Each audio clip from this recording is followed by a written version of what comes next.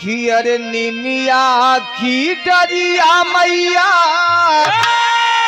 अरे डालली झलुआवा हो कि झूली हो झूली ना हो कि झूली हो झूली ना हो कि झूली हो झूली ना निमिया की डरिया मैया डालली झलुआवा होगी झूली हो झूली ना अरे मैया मोरी झूली हो झूली ना तो मैया मोरी डावली गीतिया होगी झूली हो झूली ना मैया मोरे गावेली गीतिया हो कि झूली हो झूली मैया मोरी झूली हो झूली ना ओ मैया मोरी झूली हो झूली ना मैया मोरे गावेली गीतिया हो कि झूली हो झूली ना मैया मोरे गावेली गीतिया हो कि झूली हो झूली ना जेठ बाई शाखवा के उठ कल पैरिया हो पैलिए करवाना आहो बेलिए तराना आहो बेलिए तराना ए मैया पैलिए करवाना ए मैया बेलिए तराना ए,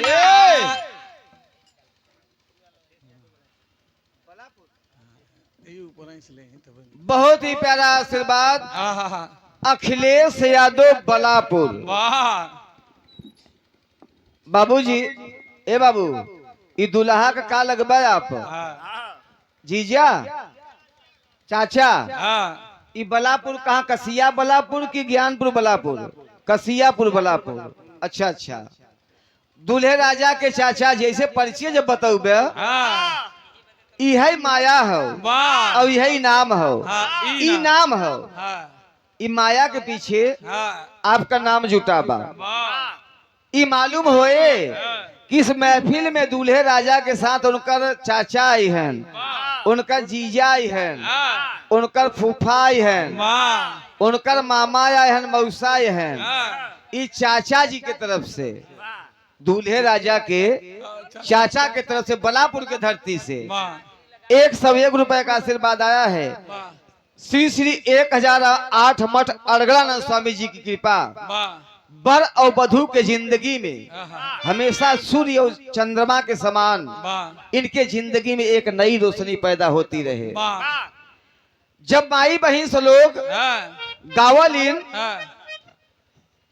जब बड़े से अंगने से जब दुल्हा विदा होता विधायक अध्यक्ष जी जब चौरा पे बारात जात है जब परछन होए लगा था उस समय माई बहन जब दुल्हा का परछन करे लगलिन गावलिन मंजीर बतावा का किया रे मुसारा के वाह ए डब्ल्यू उस्ताद हमारे समाज में आज आपके बताओ भी ब्रिजलाल मौर्य का दिया हुआ कार्यक्रम हो वाह स्टारों के स्टार कि यहाँ म्यूजिशियन लोग आई हैं ढोलक हारमोनियम वाले वाह ई महफिल में 4 चांद लगावे वाले डब्लू हारमोनियम वाले माई बहन से लोग चौरा में गावल इनका किया रे मुसारा के भूखा दूल्हे राजा मुसारा के परछन होय जब दुल्हा घरे से विदा होए चौरा माई पे पहुंची है माई बहन से लोग उस समय माई बहन लोग गावल इनका कि आरे मुसारा के भूखा दूल्हे राजा मुसारा के परछन होय आरे लोढ़ावा के भूखा दुल्हे राजा लोढ़ावा के परछन होई।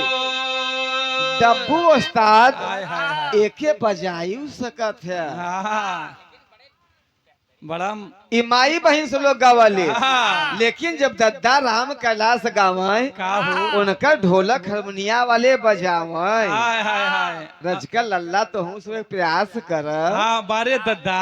कैसे हाँ करिहाए फांद धैले दद्दा। किया रे लोढ़ावा के भूखा दुल्हे राजा दुल्हा हे हाय आरे मुसरा के भूखा दुल्हे राजा मुसरा के परछन होई। हाँ आई बा विजयी हाँ लेकिन विजय लाल है हाँ सम्राट का हाँ नाम राशि दहिना हाथ है यह हम मूसर बनावत है। हाँ हाँ यह मूसर हुआ। हाँ ऐसे चाउर छटाई जात है। ई परछन जवन में कहाँ शुरू है मालूम बा? कहाँ माई बहन दुल्हा के जब चौरा माई पे पहुंचे थे हाँ वो समय गावलिन का किया रे मुसरा के भूखा दुल्हे राजा मुसरा के परछन होई।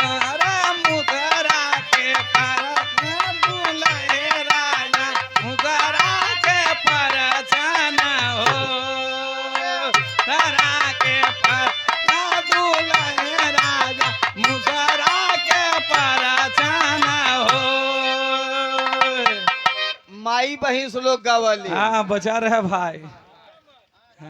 यह मूसर है। हाँ यह तब का आए का तब लोढ़ा किया रे लोढ़ावा के भूखा दुल्हे राजा लोढ़ावा के परछन हो।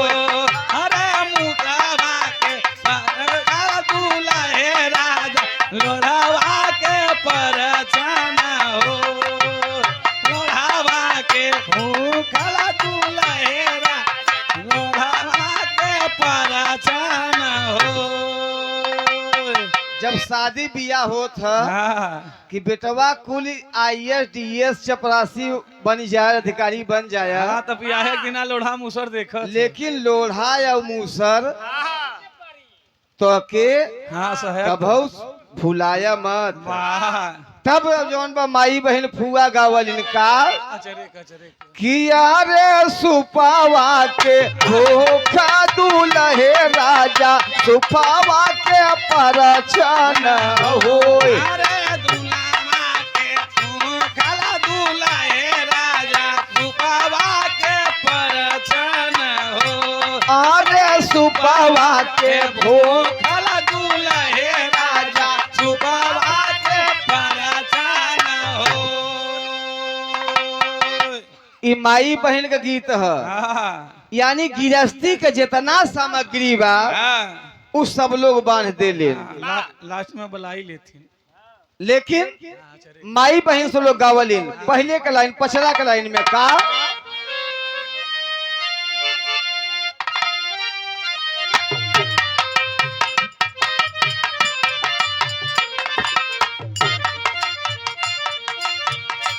चैता कुआर आवे नवरात्र के दिनावा अब पूजनवा होला ना। अब पूजनवा होला ना। अब पूजनवा होला ना। चैता कुआर आवे नवरात्र के दिनावा अब पूजनवा होला ना। ए देवी पूजनवा होला ना त सबही पावेला दर्शनवा हो पूजनवा होला ना। सबहे पावेला दर्शनवा हो पूजनवा होला। आई हो पूजनवा होला ना। ए देवी पूजनवा होला ना। सबहे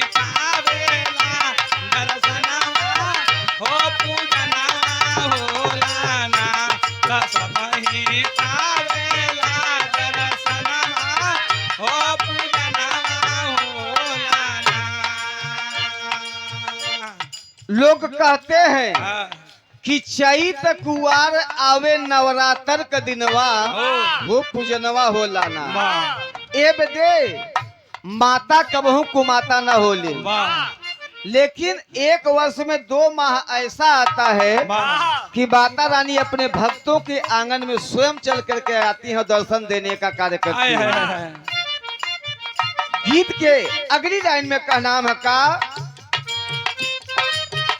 अरे ये शेर ओह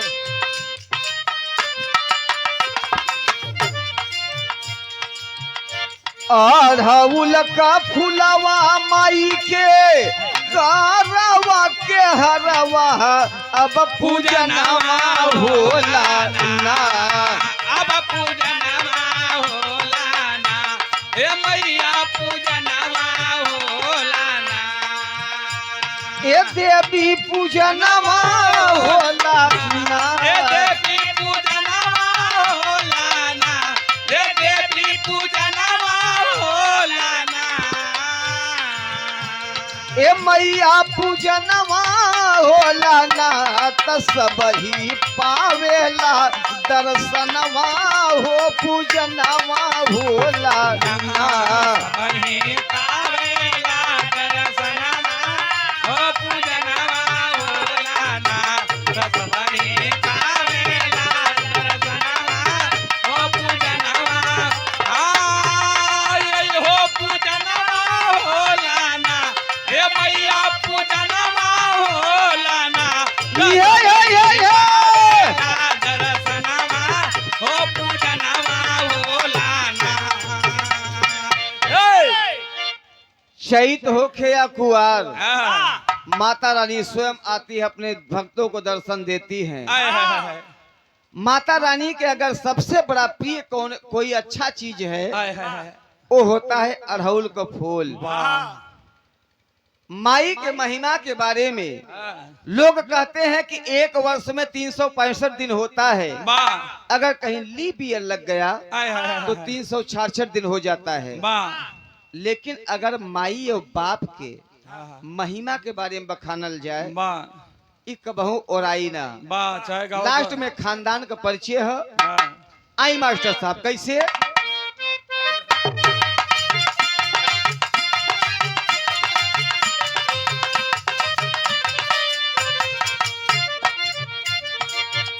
जय जखारा या तू गईले स्वर्ग के नगरिया अब मायरिया हमारी ना। आ मायरिया हमारी ना आई हो मायरिया हमारी ना ए हो मायरिया हमारी ना। आई हो मायरिया हमारी ना आई हो मायरिया हमारी ना त राजेंद्र पूजा ले पायरिया हो मायरिया हमारी ना। राजेंद्र को ले ले पायरिया हो मायरिया हमारी ना आई हो मायरिया हमारी ना आई हो मायरिया हमारी ना तो राजेंद्र को ले ले पायरिया हो मायरिया हमारी ना राजेंद्र को ले ले पायरिया हो मायरिया हमारी ना अब जननी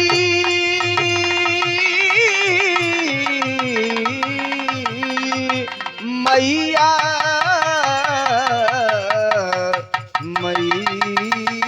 मैया हो का डब्बू उस्ताद हाँ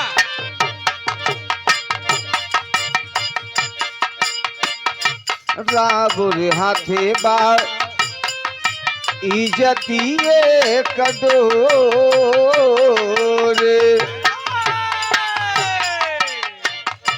राबुर हाथे बार इजतिए कदोर देखा माफ करिया गलती जमोर हो राबुर हाथे बार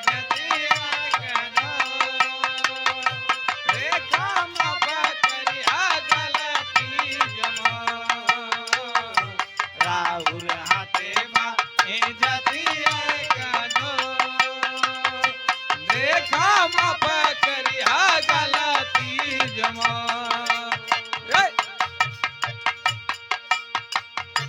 बाबू हो भैया बहिनी हो मैया बाबू हो भैया बहनी हो मैया बाबू हो भैया बहनी हो मैया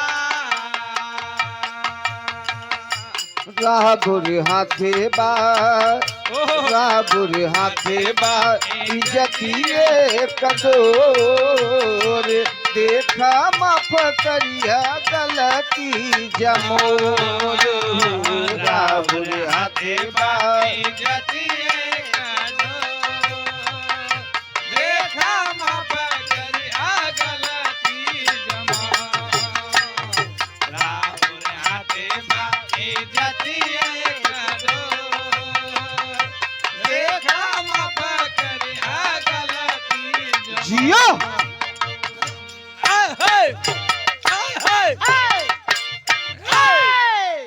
तो का कही कैसे कही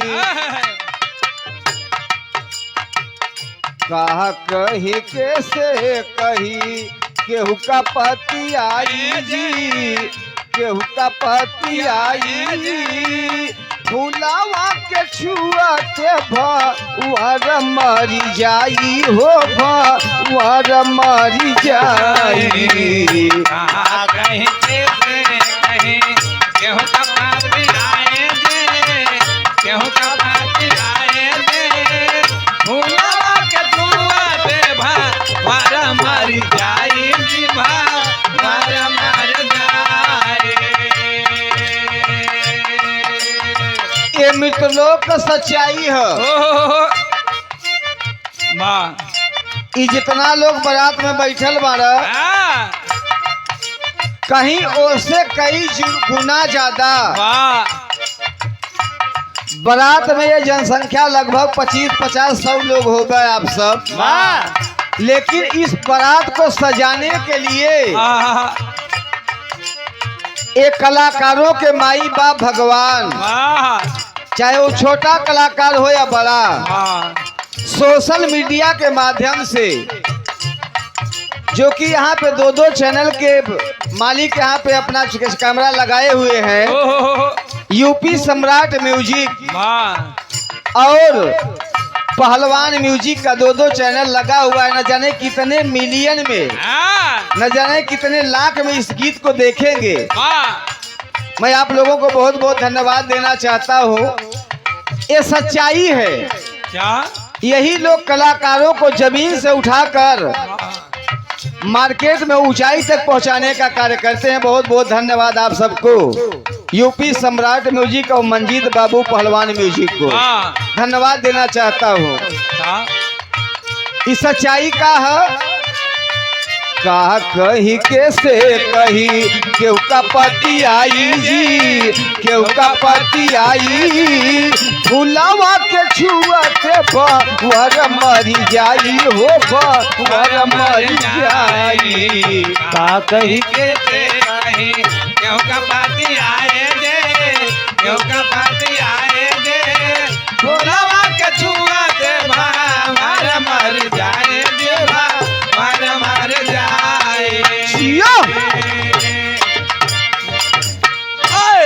एक कलयुग का सच्चाई का है कि जो आया है एक न एक दिन सबको यहाँ से जाना है। मृतलोक में कहा जाता है कि कर्म प्रधान विश्व कर राखा और जो जस करें तो चस फल इन्हें का नाम है का कि अरे जे करे गोदिया श्री राम लला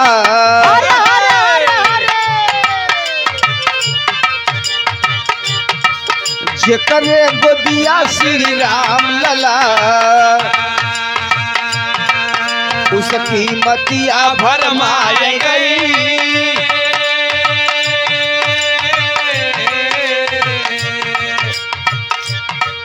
अरे 20 भुजा 10 कंधर रावण अरे 20 भुजा 10 कंधर रावण के कर लंका जलवाए गई।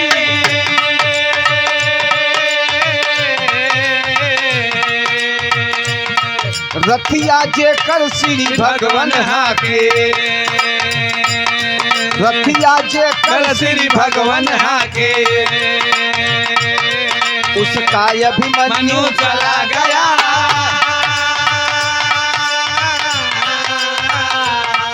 उसका अभिमन्यु चला गया।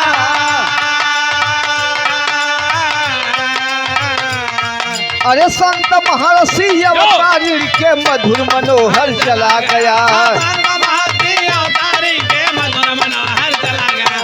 संत महर्षि अवतारी के मधुर मनोहर चला गया। बाबू हो, ये जितना लोग बैठा है ना आप सब, और लाउड स्पीकर के माध्यम से जहाँ तक आवाज पहुँचत बा, इस मृतलोक में न तो राजिंदर अमर हो के आए, न तो विजयी, न तो डब्बू उस्ताद, और न तो रवि भाई, और न तो प्रियंका न डबलू। अमर बात खाली नाम भर भाई। यहाँ दुनिया में अगर कुछ अमर बा तो नाम हो, उ नाम बा। वाह जो आया सो एक न एक दिन चला गया, कर्म छोड़ के गया। लोग कहते हैं कि इंसान खाली हाथ आता है लेकिन मुट्ठी बांध जाता है। मुट्ठी बांध आता है और हाथ पसारे जाता है।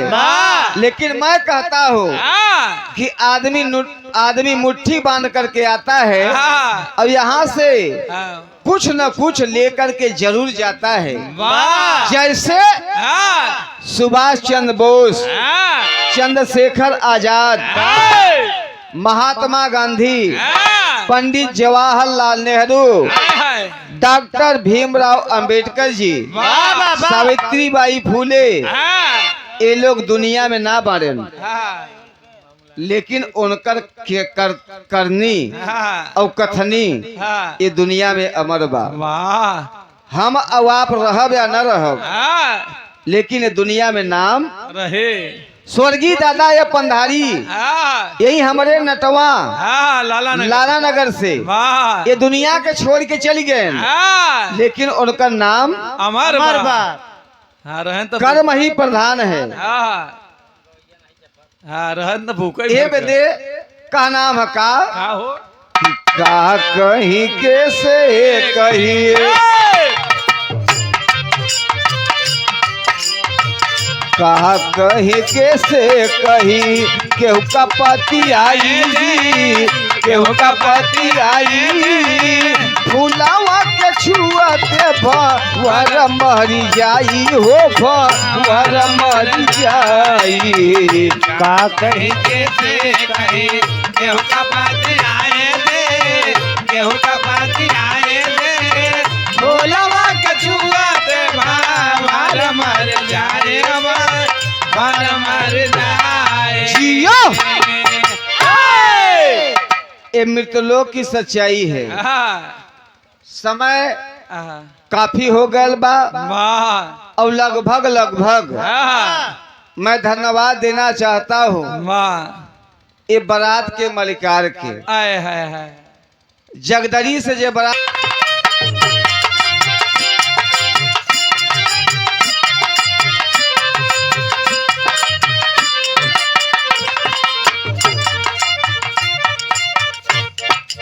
हमारे बीच में हम लोगन के की अरे निमिया की डरिया मैया, अरे डालली झलुआवा हो की झूली हो झूली ना,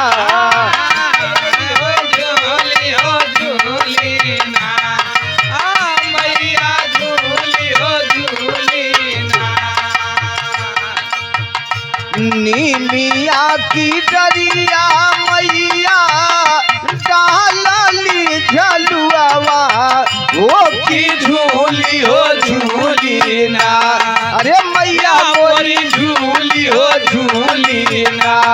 त मैया मोरी गावली गीतिया हो की झूली हो झूली ना। मैया मोरे गावे ले गीतिया हो के झूली हो झूली ना। मैया मोरे झूली हो झूली ना। हे मैया मोरे झूली हो झूली ना। मैया मोरे गावे ले गीतिया हो के झूली हो झूली ना। मैया मोरे गावे ले गीतिया हो के झूली हो झूली ना। जब बियाह पड़ जाए आहो अध्यक्ष जी ओ ओ समय हाँ जब बियाह पड़ जाए हाँ ई माई बहन से लोग गावलिन, हाय हाय हाय लेकिन हाँ जब बियाह पड़ जाए हाँ जब मेहरारू जब सबसे पहले हाँ चूल्हा का साइड पड़त है हाय हाय हाय सबसे पहले बियाहे के हाँ 1 हफ्ता 15 दिन पहले पंडित जी बताए दे वाह कि चूल्हा का साइड अजवे है यही दिन बा। हाँ ओ समय माई बहन से लोग गावलिन का कि अरे आवहू शीतला मैया अरे बैठऊ हमारे अंगना की अरे देवई सतरंगिया बिछा।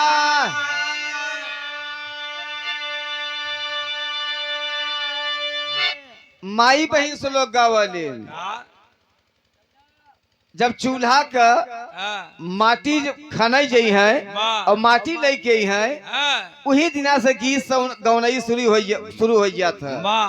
लोग बतावा लेन कि गावत गावत बियाह हो जात है।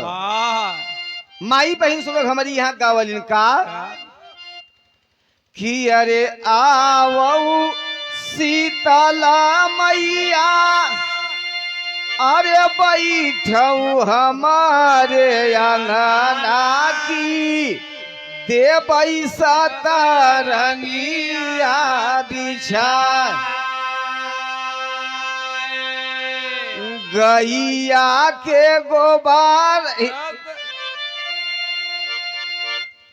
आंगना लिपई बैता।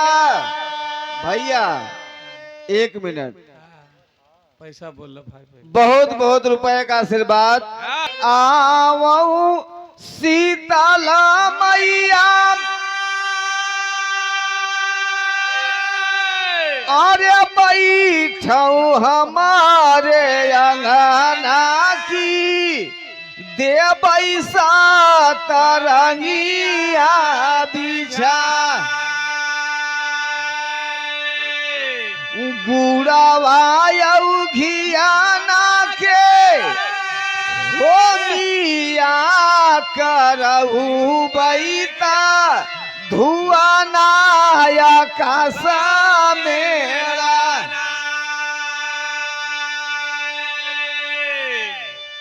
ई माई बहन से लोग गवले ई पारंपरिक गीत है।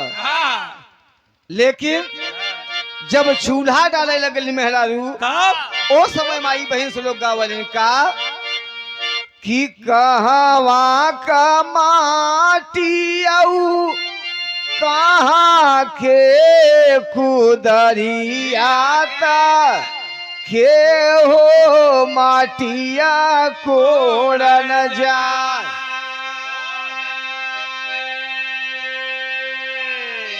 अरे हाथवा कुदारा लेके अरे चलली हो फुआ देवी पोखरा माटिया कोड़न जा। ई माटी के गीत चूल्हा कहो कहाँ सीखे रहे भाई। बड़ी बड़ी गीत है इनसे, लेकिन माई बहन गावल पारंपरिक पचरा में कैसे लाल।